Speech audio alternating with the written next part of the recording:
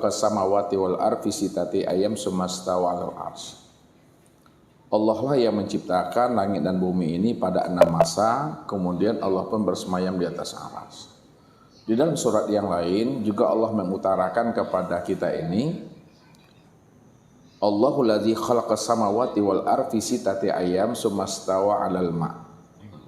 Allah lah yang menciptakan langit dan bumi pada 6 masa, kemudian Allah pun bersemayam di atas air.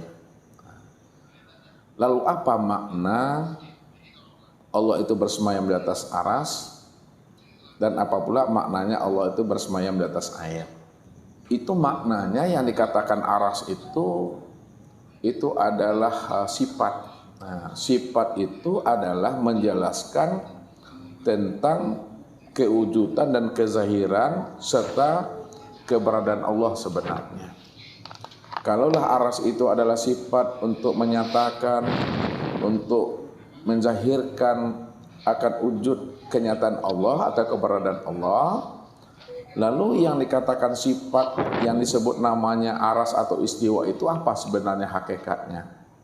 Yang dikatakan aras, yang dikatakan istiwa, tempat nyatanya memandang akan kewujudan dan kezahiran Allah itu tiada lain adalah nur. Nur itulah yang sebenarnya yang dikatakan dengan aras. Karena nur itu adalah sifat untuk memandang, untuk menyaksikan, untuk melihat akan kewujudan dan kezahiran Allah. Kalaulah nur itu yang dikatakan namanya aras, untuk memandang, untuk menyaksikan akan kewujudan dan kezahiran Allah, yang nur itu yang mana sebenarnya? Nah, yang dikatakan aras tadi, yang nur itu sudah meliputi sekalian alam. Itulah langit dan bumi. Langit dan bumi inilah yang dikatakan namanya nur. Nur itulah yang disebut namanya aras. Namun kesempurnaan untuk memandang namanya nur pada sekalian langit dan bumi, yang dikatakan nur dan aras itu, inilah yang disebut namanya batang tubuh kita ini. Jadi batang tubuh ini yang dikatakan namanya a'yan khorjiyah atau tubuh jasmani yang terdiri daripada kulit, daging, urat, tulang, limpa, hati, jantung, rabu, empedu, dan buah punggung. Ini yang disebut namanya aras. Ini yang disebut namanya dengan nur. Maka batang tubuh ini yang dikatakan a'yan khorjiyah, inilah tempat memandang nyatanya wujud Allah tadi. Ini yang dikatakan namanya aras itu sebenarnya. Baik Ustaz, berarti batang tubuh kita inilah yang nur sebenarnya Ustaz. Iya, batang tubuh kita ini yang nur, batang tubuh kita inilah yang disebut namanya aras. Makanya nur atau aras itu adalah sifat untuk melihat dan menyaksikan kewujudan atau kezahiran Allah. Jadi Allah itu tidak bertempat dia. Nah, Allah tidak pernah mengambil ruang dan tempat namanya, tetapi Allah itu meliputi sekalian ruang dan tempat.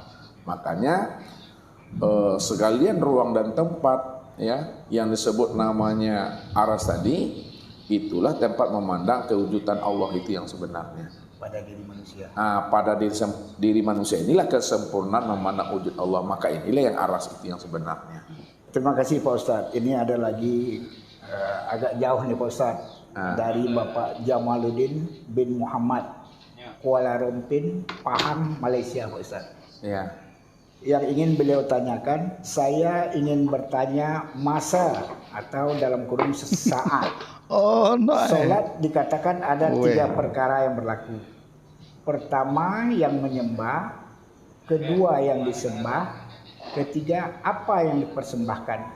Boleh mohon penjelasan apa yang dipersembahkan itu Pak Ustaz? Ini kayaknya bahasa Malaysia nih Pak Ustaz. Baik. Jadi di dalam kita melakukan suatu ubudiyah sholat kepada Allah, bagaimana ibadah sholat kita itu betul-betul ibadah Allah, ibadah yang sah di sisi Allah, bukan hanya sebatas sah indan nas, sah dalam pandangan manusia. Maka tentunya kita mesti mengenal akan hakikat sholat. Kalau kita tidak mengenal akan hakikat sholat, maka sholat kita itu hanya sah dalam pandangan indan nas. Dalam pandangan indan nas, asal sudah terpenuhi syarat dan rukunnya dalam ilmu fikih itu sudah sah. Namun kalau kita tidak mengenal akan hakikat sholat yang sebenar-benarnya, walaupun sudah terpenuhi syarat dan rukunnya, tapi kita tidak mengenal siapa yang menyembah, siapa yang disembah, apa yang dipersembahkan, ya, maka ibadah kita itu tidak sah. Nah, lalu bagaimana supaya sah? Nah, pertanyaannya, siapa yang menyembah dan siapa pula yang disembah? Nah, dalam pemahaman tauhid, bahwa tidak ada yang wujud melainkan yang wujud itu hanya Allah. Kalau tidak ada yang wujud melainkan yang wujud itu hanya Allah, maka muncul pemikiran kita, kalau memang tidak ada yang lain selain daripada Allah, maka siapa yang menyembah dan siapa pula yang disembah? Jawabannya secara kias, secara perumpamaan, yang menyembah itulah sebenarnya yang disembah, yang disembah itulah sebenarnya yang menyembah. Itu maknanya bahwa yang menyembah dengan yang disembah hakikat dirinya adalah satu. Ya, ini yang dikatakan oleh Ibnu Arabi, al-abid wal ma'bud wahid. Yang menyembah dengan yang disembah itu hakikatnya adalah satu. Kalaulah yang menyembah dengan yang disembah hakikatnya satu, yang mana yang sebenarnya hakikat yang satu dari yang menyembah dan yang sembah? Ya. Yang menyembah itu yang disebut namanya adalah sifat. Nah, sifat itulah yang disebut namanya dengan Muhammad. Kalau Muhammad itu dizahirkan dalam bahasa syariat, maka itu yang disebut namanya dengan hamba sebutannya. Sedangkan siapa yang disembah? Yang disembah itu adalah zat. Nah, kalau diberi nama, siapa nama zat? Yang nama zat itu adalah Allah. Makanya dikatakan sifat yang menyembah kepada zat, Muhammad yang menyembah kepada Allah. Kalaulah Muhammad menyembah kepada Allah, siapa sebenarnya Muhammad? Muhammad itu tiada lain, nyatanya Allah juga di situ. Maka itu yang dikatakan Allah itu namaku, Muhammad itu adalah wujudku. Jadi kalaulah Allah itu namanya dan Muhammad itu adalah nama daripada wujudnya, namun hakikat dirinya itu memang Tuhan itu sendiri. Disitulah letaknya Allah itulah yang mengingat dan yang menyembah akan dirinya sendiri. Namun kata-kata menyembah dan mengingat akan diri sendiri sebenarnya itu hanya diucapkan dalam bentuk kalam batin, kalam hati. Tidak boleh dilapaskan dan tidak boleh dizahirkan. Kalau dilapaskan dan dizahirkan, maka inilah yang akan memunculkan namanya fitnah. Namun karena kita dalam konteks memberikan pemahaman, dalam konteks taklim wal muta'alim, konteks taklim wal muta'alim, belajar dan mengajar, bagaimana supaya jamaah bisa paham dan mengerti makna yang sebenarnya, maka dikeluarkanlah kalam itu. Namun kalam itu dikeluarkan hanya untuk memberikan pemahaman yang sebenarnya. Itulah maknanya as-sholatu li zikri. Sholat itu adalah untuk mengingatku. Itu terjemahannya. Sebenarnya si zikri itu tiada lain salah satu dari nama Tuhan. Kalaulah zikri itu salah satu dari nama Tuhan, maka zikri itu tiada lain Tuhan itu sendiri yang disebut Allah. Itu maknanya si zikri itulah yang sholat. Kurang si 1 menit itulah lagi. yang mengingat akan dirinya Tapi nih sendiri. 1 menit lagi. Tapi Dialah nih yang nyunyut. memuji dirinya karena dialah yang maha di atas segala-galanya. Namun sekali lagi, kata-kata hakikat itu hanya sebatas untuk memberikan pemahaman dan penjelasan. Nah, sebenarnya dia hanya diungkapkan dalam pandangan kalam batin saja. Nah, tidak boleh dilafazkan dan tidak boleh diutarakan dengan bahasa lisan yang berbentuk suara dan lafaz. Ya. Kalau sudah paham, ya cukup kita memahaminya, sama-sama memaklumi namanya. Jadi kalau sudah jelas bahwa yang menyembah dengan disembah itu adalah satu juga, Allah juga di situ, maka tak perlu itu disampaikan, tak perlu lagi itu dipertanyakan kalau sudah sama-sama paham. Makanya kata Nabi, man arafallah kala lisanahu. Nah, siapa yang telah mengenal Allah, maka disitulah keluhlah akan lidahnya. Keluh lidahnya itu tidak ada hal lagi yang mesti ditanyakan. Sebab yang bertanya dengan yang ditanyakan satu juga orangnya. Itu yang pertama. Yang kedua, apa yang dipersembahkan? Yang dipersembahkan itu sebenarnya itu adalah keakuan diri yang dipersembahkan itu. Kalau dalam bahasa tarekat itu adalah rukun 13 otak pisan itu yang dipersembahkan. Namun maknanya yang lebih halus itu adalah keakuan diri kita. Jadi itu yang kita pulangkan kembali kepada Allah. Makanya di dalam sholat itu ada makom-makomnya. Ada namanya makom mi'raj. Makom mi'raj itu di mana kita mengingat ya Allah semata-mata. Jadi tidak ada lagi yang kita ingat, tidak ada lagi kita pandang, melainkan yang kita ingat dan kita pandang itu melainkan nyatanya Allah Subhanahu wa taala. Itu yang katakan mi'raj. Makanya salat itu katakan as-salatu mi'rajul mukmin.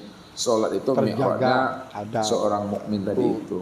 Jadi yang dikatakan mi'raj makna hakikatnya lenyapnya alam dan diri kita ini dalam pandangan hati. Kalau sudah lenyap alam, sudah hapus alam dalam pandangan hati, maka ketika itu nyatalah Allah semata-mata. Itulah maknanya kita pulangkan akan keakuan diri kita itu kepada Allah. Tidak ada lagi sebesar zarah bahwa diri kita itu yang beramal. Sebab kalau ada sebesar zarah keakuan diri kita ini merasa beramal, maka itu yang dikatakan namanya fawailul lil musallin. Nerakawilah bagi orang yang sholat. Orang yang tidak mengenal akan hakikat sholat itu yang sebenarnya. Nah, kemudian yang keempat, apa buah persembahannya? Nah, yang dikatakan buah persembahan itu adalah iman, Islam, tauhid dan ma'rifat. Itu yang dikatakan buah persembahan. Kemudian di mana tempat kitanya berdiri di dalam sholat? Nah, tempat kita berdirinya di dalam sholat itu ini yang disebut namanya Doratul Baidha. Doratul Baidha itu di mana kita berada di dalam nur, ya. Nah, disitulah letaknya tempat kita berdiri di dalam sholat tadi itu. Ini yang katakan nur ala nur tadi itu, cahaya di atas cahaya. Mungkin itu Pak Rifai tentang siapa yang menyembah, siapa yang disembah, apa yang dipersembahkan, apa buah persembahan, dan di mana tempat tegak berdirinya kita dalam beribadah. Jadi sebagai kesimpulannya, supaya kita tidak bingung memahaminya, yang menyembah itu adalah sifat yang disebut Muhammad atau dikatakan hamba, dan yang disembah itu adalah Tuhan yang bernama akan Allah. Kemudian apa yang dipersembahkan? Yang dipersembahkan itu adalah keakuan diri sebenarnya. Itu yang disebut namanya rukun 13. Kemudian apa buah persembahan atau isi persembahan itu? Buah atau isi persembahan itu adalah iman, Islam, tauhid dan makrifat. Dan di mana tegak kita berdiri di dalam sholat, ini yang disebut namanya Doratul Baidha. Doratul Baidha itu yang disebut namanya kampung yang suci namanya. Baik, terima kasih Pak Ustaz dengan penjelasan Ustaz tentang sholat tadi. Mudah-mudahan para jemaah kita lebih memahami hal tersebut. Kita lanjutkan pertanyaan dari jemaah Ustaz. Masih ada beberapa pertanyaan lagi. Ini juga termasuk agak jauh juga Pak Ustaz. Ini dari Bapak Noprizal, Batu Sangkar, Sumatera Barat. Yang beliau pertanyakan Pak Ustaz, ketika kita melakukan zikir, mulai dari zikir syariat sampai kepada zikir makrifat, di saat itu kita merasakan sesuatu yang tidak pernah kita rasakan, yaitu dengan merindingnya seluruh tubuh ini. Dan kemudian ada rasa sedih dan rindu. Di saat itulah tanpa kita sadari bercucuran air mata. Pertanyaannya, apakah ini Pak Ustaz? Apakah ini yang dinamakan diri kita yang sudah liqo dengan Allah? Mohon penjelasan dari Tuan Guru. Terima kasih Pak Ustaz. Ya, inilah hal yang mesti kita pahami dalam setiap kita berzikir. Karena berzikir itu mesti ada kompasnya. Kompasnya itu yang kita itikadkan ke dalam batin kita dengan menyebutkan suatu lafaz atau satu kalimat, ilahi anta maqsudi waridhoka maqludi. Wahai Tuhanku, Engkau lah yang aku tuju dan ridhomu lah yang aku cari. Jadi di dalam kita berzikir itu tidak ada yang kita cari, tidak ada yang kita tuju, tidak ada yang kita pinta, melainkan yang kita tuju itu hanya Allah semata-mata. Maka ketika itu barulah kita mulai berzikir. Zikir yang kita lakukan itu mesti sempurna keempat zikir tadi. Ya. Yang pertama ada namanya zikir syariat. Yang kedua ada namanya zikir tarekat. Yang ketiga ada namanya zikir hakikat, dan yang keempat ada namanya zikir ma'rifat. Zikir syariat itu yang disebut namanya dengan zikir tubuh atau disebut namanya dengan zikir nafi isbat. Zikir tubuh atau nafi isbat ya, itu istananya adalah pada lisan kita. Itu adalah kalimatnya la ilaha illallah. Itu yang pertama. Yang kedua, setelah kita berzikir tubuh, zikir syariat atau nafi isbat, kita lanjutkan zikir kita yaitu dengan zikir kolbu namanya. Zikir kolbu itu atau disebut juga namanya zikir hati, atau disebut juga namanya dengan zikir tarekat. Nah, bahasa yang sering dipakai oleh orang-orang tarekat, oleh ahli zikir, itu disebut namanya zikir ismu zat. Ismu itu nama, zat itu adalah diri. Jadi nama daripada zat itu adalah Allah. Maka setelah kita mengamalkan zikir syariat tadi, zikir tubuh, kita lanjutkan dengan zikir kolbu, zikir ismu zat yaitu Allah.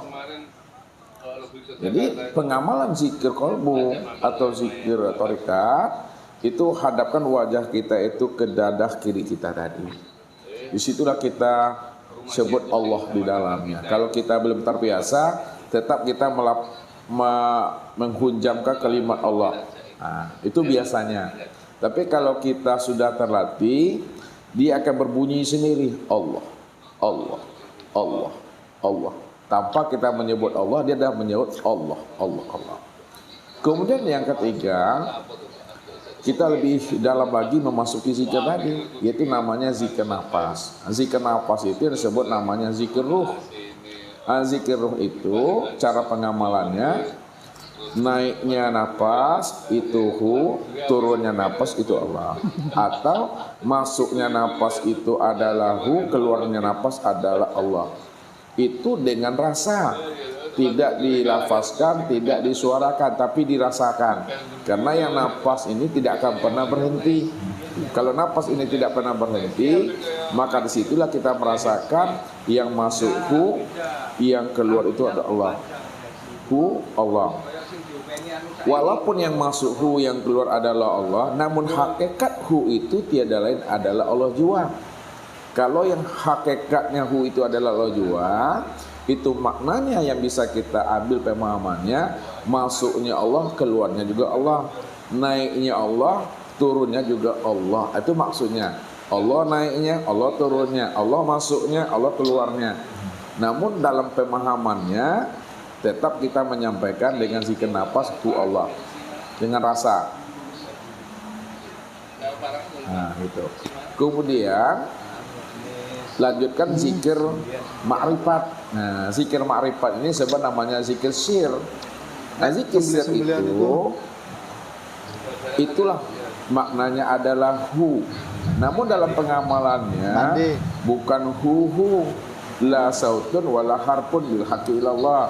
Tidak ada lagi namanya suara, tidak ada lagi namanya huruf dan kata. Namun yang ada itu hanya Allah semata-mata. Jadi maknahu itu adalah aku Allah maksudnya. Aku Allah. Jadi aku Allah itu cukup dipahami dan disadari bahwa tidak ada yang wujud pada diriku dan di luar diriku, gerak dan diam, itu tiada lain adalah Allah. Jadi dia tidak menyebut cuma paham dan ingat saja di situ, menyadari itu bahasanya. Di dalam perjalanan zikir tadi, baik zikir syariat, zikir tarikat, hakikat dan makrifat. Nah, ketika kita dalam melakukan perjalanan zikir, muncul namanya zuk namanya. Nah, zuk itu yang disebut namanya pengalaman rohani. Nah, ketika terjadi pengalaman rohani, macam-macam pengalaman rohani ini sesuai dengan maunya Allah kepada hambanya. Ada pengalaman rohani itu yang keluar masuk, ya itu betul-betul hilang dan lenyap. Kaget kita kadang-kala, kita sedang berzikir tapi pada saat itu tuh hilang napas itu. Udah ada turunan itu hilang, kosong. Jangan kita kaget, itu terjadi namanya pengalaman rohani, itu maunya Allah. Ada lagi pengalaman rohani itu lepasnya ruh ini meninggalkan tubuh jasmani. Lepas dia makin lama makin jauh, makin lama makin jauh, sehingga dia keluar daripada orbit bumi ini. Nah, itu juga disebut namanya zuk, pengalaman rohani. Ada juga pengalaman rohani itu dalam bentuk rasa. Dalam bentuk rasa itu, itulah keluarnya air mata, menangisnya kita, bernyanyi semua, itu adalah zuk. Kenapa itu terjadi? Nah, karena di dalam Al-Quran itu dikatakan iza dzukirallahu wajilat qulubuhum. Apabila disebut nama Allah maka bergetarlah hatimu. Apa yang menyebabkan hati ini bergetar? Karena nama yang kita sebut itu kita kenal ada di dalam diri sendiri. Makanya dikatakan oleh Allah itu fazkuruni askurkum. Siapa yang ingat aku juga ingat akan dirinya. Maka ketika kita ingat Allah, Allah juga ingat akan diri kita. Maka terjadilah namanya zuk, terjadilah namanya mahabbah, rindu dan bermanja-manja. Makanya ketika terjadi namanya mahabbah, rindu dan bermanja-manja dengan Allah yang bercucuran air mata tadi, disitulah Nabi mengatakan satu tetes air mata yang keluar karena mahabbah, rindu kepada Allah, maka setetes air mata itu mampu menggugurkan dosa-dosa tadi itu. Itu karena mahabbah tadi sebenarnya. Jadi semua perjalanan zikir itu nanti akan dialami oleh masing-masing jamaah sesuai pula anugerah Allah yang Allah berikan kepada dirinya. Namun kita sebagai seorang salik yang sedang berjalan rohani kita itu bermanja-manja dengan Allah, tetap kita luruskan niat dan azam kita bahwa tidak ada yang kita tuju dan kita cari melainkan hanya Allah Subhanahu wa taala. Sebab kalau tidak lurus niat kita kepada Allah, maka di dalam perjalanan berzikir disitulah banyaknya godaan dan ujian. Kita lihatlah perjalanan torikatnya Rasulullah. Jadi kesempurnaan torikatnya Rasulullah itu ketika beliau disebut namanya dengan Isra dan Mi'raj tadi. Itu kesempurnaan torikat namanya. Jadi ketika beliau itu melakukan perjalanan Isra dan Mi'raj, maka disitulah banyaknya godaan dan ujian yang Allah berikan kepada Nabi. Nah, buktinya pada saat beliau itu melakukan perjalanan Isra Mi'raj, beliau itu dibuntuti namanya oleh jin ifrit. Nah, kalau bahasa Ustaz, jin ifrit itu jin tomang namanya. Pada saat Nabi dibunti oleh jin ifrit atau jin tomang, di saat Nabi menoleh ke belakang, nampaklah sosok makhluk yang sangat menakutkan dan mengerikan, selalu membuntuti Nabi. Lalu Nabi pun bertanya kepada Jibril, ya Jibril, itu makhluk apa ya Jibril yang mengikuti kita selalu? Wahai Muhammad, ketahuilah bahwa yang membuntuti kita dalam melakukan perjalanan Isra Mi'raj ini, itu namanya jin ifrit. Itu adalah raja jin. Wahai Muhammad, kalau engkau mau, ya, aku ajarkan sebuah doa, lalu kamu baca doa itu, maka jin ifrit itu akan hancur, ya. Lalu diajarkanlah oleh Jibril kepada Rasulullah. Nah, doa ini bagus dibaca untuk kita, untuk keluarga dan untuk anak-anak, baik kita melakukan perjalanan malam, siang, petang dan pagi. Nah, doa yang diajarkan oleh Jibril inilah yang dibaca oleh Rasulullah sehingga jin itu hancur. Nah, bunyi doanya, kata Jibril, a'udzu biwajhil karim wa bi kalimatillahi tammah allati la yujawizuhunna birun wala fajirun min syarri ma yanzilu minas sama'i wa min syarri ma yakhruju fiha wa min syarri ma zara'a fil ardi wa min syarri ma yakhruju fiha wa min tawariqil laili wan nahar wa min fitanil laili wan nahar illa tarikan yatul bi khairi ya rahman. Nah, ketika dibaca oleh Rasulullah doa yang diajarkan oleh Jibril, maka jin ifrit pun hancur dan terbakar ya.